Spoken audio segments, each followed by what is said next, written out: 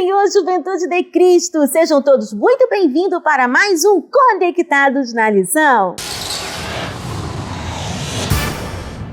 Muito bem, estamos de volta com mais um Conectados na Lição. E olha, gente, já estamos aqui nos estúdios da Editora Betel, recebendo com muita alegria o nosso comentarista da lição, pastor Sérgio Costa. Seja muito bem-vindo, pastor, e também aos representantes da Juventude de Cristo. Estou falando dela, diaconisa Jennifer Velter. Seja muito bem-vinda. E o representante dos meninos, estou falando dele, diácono Vitor Rangel, seja muito bem-vindo. E chegamos à lição de número 13, cujo título é Instruções Finais da Carta aos Hebreus. E já vamos fazer a primeira pergunta ao nosso comentarista da lição, pastor Sérgio Costa. Seja muito bem-vindo. Pastor, quais privações os irmãos estavam passando na Carta aos Hebreus?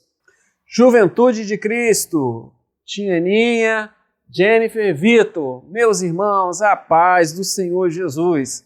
Chegamos na nossa última lição do trimestre, lição de número 13. Então vamos lá para a pergunta. Quais privações os irmãos estavam passando da carta aos Hebreus? Lembrando que a carta aos Hebreus, ela foi escrita para uma comunidade, uma igreja, e que muitos desses irmãos, a maioria deles, se converteram ao cristianismo, mas antes eles eram o quê? Judeus convertidos ao cristianismo. E por causa de alguns problemas, eles estavam retornando ao judaísmo, estavam abandonando, apostatando da fé. É dentro desse conceito que o escritor ele vai escrever esse sermão que tem um final epistolar. Interessante isso. O prólogo ali, a introdução da carta, ela não tem características epistolares. Ela já começa com uma introdução relembrando aos irmãos quem era Jesus. E aí, o que esses irmãos estavam passando? Quais eram os tipos de privações que eles estavam passando? Então, eles estavam passando por grande perseguição, possivelmente, a carta não diz, mas possivelmente, essa carta é endereçada a esses irmãos em Roma. E esse período, que é ali da década de 60 depois de Cristo a 70, houve uma grande perseguição aos cristãos, em especial ali pelo imperador Nero, de tal forma que eles estavam sendo perseguidos. Muitos ali foram encarcerados, então o texto também fala sobre encarceramento, ou seja, muitos estavam presos, irmãos, presos em nome de Cristo, e muitos certamente, por alguma coisa, estavam passando por enfermidades. Então, essas privações que os irmãos Acá estavam passando pela perseguição, encarceramento e enfermidades e demais outras tribulações que estavam passando. Então, era uma igreja que estava passando por sofrimento. Pastor, por favor, explique para a gente sobre a teoria e prática da vida cristã. Ok, Tianinha, então vamos lá. Sobre a teoria e prática da vida cristã. A teoria e às vezes quando a gente adentra em algum assunto teológico, e existem alguns assuntos teológicos que são bem complexos. Até porque quando a gente fala de Deus, apesar de Deus ser, como diz o catecismo, que são as primeiras declarações de fé pós-reforma, vai afirmar que Deus é um espírito simples, ou seja, é um espírito que não há divisão em si. A essência de Deus é simples, ou seja, não há divisão na sua essência, apesar de ser 3 pessoas, Pai, Filho e Espírito Santo, a essência de Deus é única. Então não há diferença na sua essência, a essência é única. Por isso que é chamado de Deus é um espírito simples, ou seja, ser uma essência única.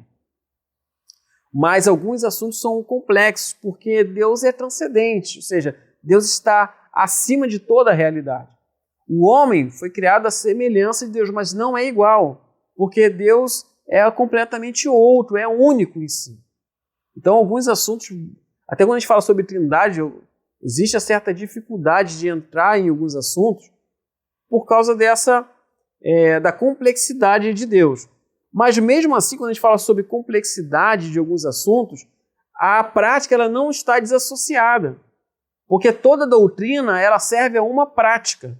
Então eu não posso, não deve haver até um termo interessante que se fala até no meio acadêmico, não deve se haver essa disparidade, essa desassociação. Um termo interessante que eu ia falar é essa esquizofrenia entre teoria e prática cristã.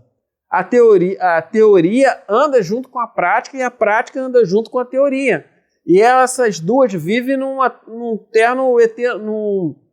eterno retorno. Então, eu não posso achar um cristianismo e viver uma outra prática. A teoria cristã, ou seja, aquilo que eu entendo do cristianismo, deve fazer parte da minha prática cristã. Quando eu digo que creio, eu tenho que viver uma vida de acordo com aquilo que eu creio. E não posso viver desassociado daquilo. Ou seja, para a gente fechar essa reflexão, a teoria na vida cristã convalida a prática e vice-versa, a prática convalida a teoria. Conectou? Lembrando que a editora Betel disponibiliza para a Juventude de Cristo o PIL, Plano de Incentivo à Leitura, que são subsídios que vão agregar ainda mais o conhecimento dos estudos da palavra. E nós estamos recebendo hoje, com muita alegria aqui nos nossos estúdios da editora Betel, a nossa representante da Juventude de Cristo. Eu estou falando dela, diaconisa Jennifer Belter. Seja muito bem-vinda. Jennifer, o que o PIL traz para a gente dessa semana? A paz do Senhor, Tianinha, a paz do Senhor, Pastor Sérgio, a paz do Senhor, Vitor, a paz do Senhor, Juventude de Cristo.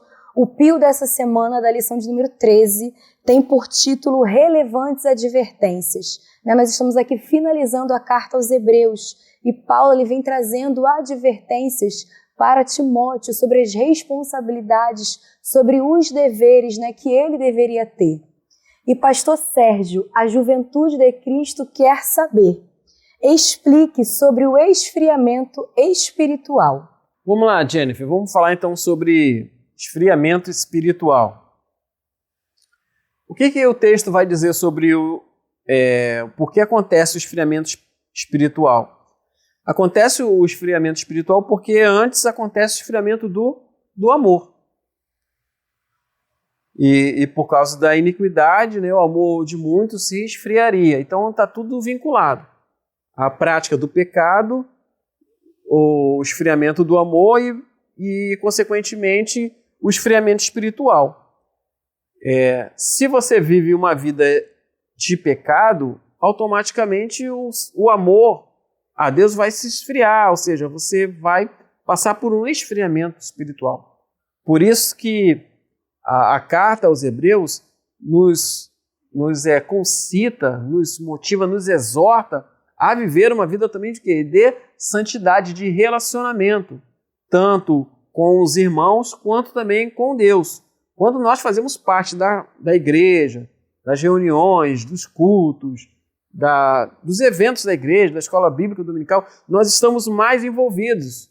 E ao se envolver, fica mais difícil da gente estar vivendo uma vida da prática do pecado. Agora, quando nós somos descompromissados com a obra de Deus, fica muito mais fácil da gente ser envolvidos com isso.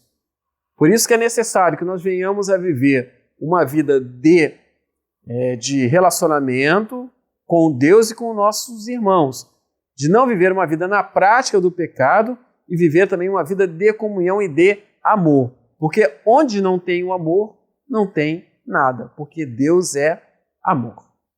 Uau, conectou? Lembrando que a editora Betel disponibiliza para a Juventude de Cristo nosso livro subsídio do trimestre, Carta aos Hebreus, do nosso querido comentarista, pastor Sérgio Costa. E se você ainda não adquiriu o seu exemplar, peça agora mesmo em um desses telefones que estão passando aí na sua tela. Vamos ficando por aqui, mas semana que vem, gente, novo trimestre, nova temática. Estaremos estudando sobre Daniel e Ezequiel, a escatologia na perspectiva dos profetas. E você é o nosso convidado. Vem para cá você também para mais um Conectados na Lição.